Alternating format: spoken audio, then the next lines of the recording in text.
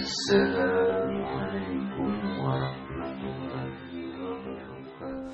Jadi ada sunnah untuk pendidikan keluarga. Nanti kalau kita mau bikin kurikulum itu, setiap orang tua itu mesti mengarahkan anak yang dititipkan oleh Allah, diarahkan kehidupannya mau pola seperti apa, mau dibentuk bagaimana.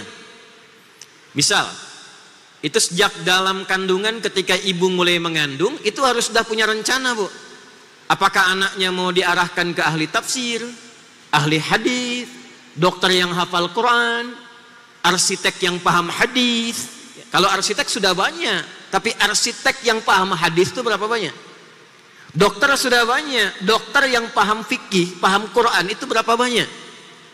Maka ditunjukkan di Quran surah ketiga Ali Imran ayat 35 itu, ya, dalam kisah Maryam alaihissalam, ketika mulai mengandung itu langsung menazarkan anaknya dengan tujuan kehidupan yang jelas. Idz qalat imra'atu Imran rabbi inni nazartu laka ma fi batni. Sejak dalam kandungan, ya Allah, aku bernazar untuk mendidik, mengarahkan anak yang sedang aku kandung ini.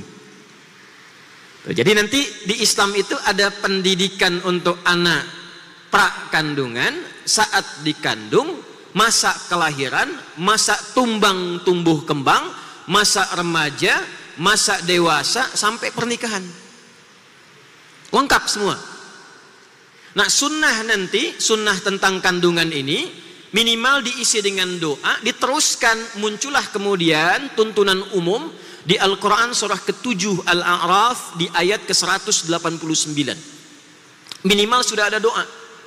فَلَمَّا تَغَشَّاهَا حَمَلَتْ حَمْلًا خَفِيفًا فَمَرَّتْ بِهِ فَلَمَّا أَثْقَلَتْ دَعَوَا اللَّهَ رَبَّهُمَا لَئِنْ آتَيْتَنَا صَالِحًا لَنَكُونَنَّ مِنَ الشَّاكِرِينَ. Minimal dalam kandungan itu kita sudah arahkan dengan doa. Ya Allah, mohon minimal jadikan anak saya anak yang soleh. Nah, tidak cukup dengan bapaknya namanya Pak Solihin. Ya, kalau tidak diisi dengan doa dan arahan, belum tentu anak ikut bapak. Karena Nuh pun alaihi salam soleh, tapi karena anaknya tak ikut arahan bapak, maka disebut oleh Quran innahu laisa min ahlik. Balik kembali. Jadi ketika dididik, disiapkan, diterima oleh Allah pendidikan itu, lalu dibimbing oleh Allah untuk mendapatkan kemudahan dalam berkehidupan. Jadi jangan dikira kalau bapak ibu menyiapkan anak dari sejak kandungan supaya dia dekat dengan Allah, itu dibiarkan begitu saja. Tidak. Kalau ikhtiar kita diterima, ibunya rajin tahajud, bapaknya cari yang halal, rezeki itu sudah diatur. Kita hanya diperintah untuk berikhtiar.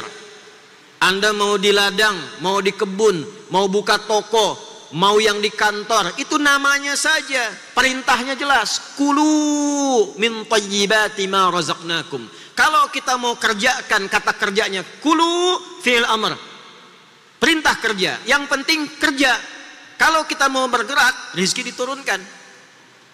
Namanya boleh berbeda, tapi aturannya sama.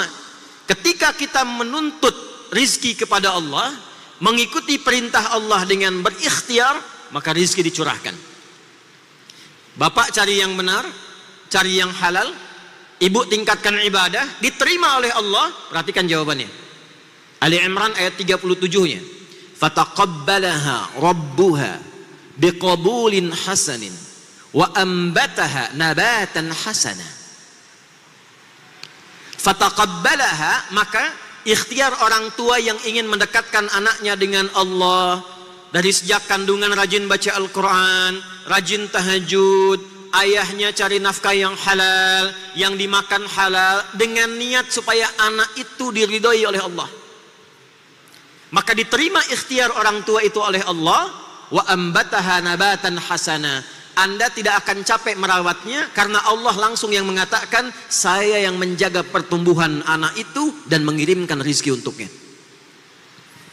Jadi kalau sudah begitu, dititipkan pada siapapun, Allah rawat. Wa kaffalaha Zakaria, yang rawat Nabi Zakaria, tapi ayatnya belum selesai. Kullama dakhala 'alaiha Zakaria al-mihraba wajada 'indaha rizqa. Qala ya Maryamu anna laki hadha? Perhatikan kalimat yang keluar di lisannya. Qalat huwa min indillah. Innallaha yarzuqu man yasha' bighairi hisab. Yang rawat orang lain, tapi yang kirimkan rizkinya, yang menyiapkannya, yang mengarahkannya, yang menjaganya Allah. Dikonfirmasi oleh Zakaria, Maryam dari mana semua nikmat ini? Anak yang dididik, dikenalkan, didekatkan dengan Allah, maka keluar di lisannya kalimat Allah. Saya pernah lihat video lawas. Ada anak kecil kurang lebih 2-3 tahun akan disuntik. Karena takut jarum, lalu dia protes. Yang keluar di lisannya, astagfirullah, astagfirullah, ya Allah. Kenapa? Karena yang sering diperdengarkan Allah, kalimat thayyibah, subhanallah, astaghfirullah. Ketika kalimat Allah dilekatkan di telinganya sampai ke hatinya, menembus arasy, Allah yang rawat anak itu. Kami pernah diminta oleh Duta Besar Saudi untuk menjadi Amirul Hajj tahun 2018. Pimpin satu pesawat kurang lebih 350 orang.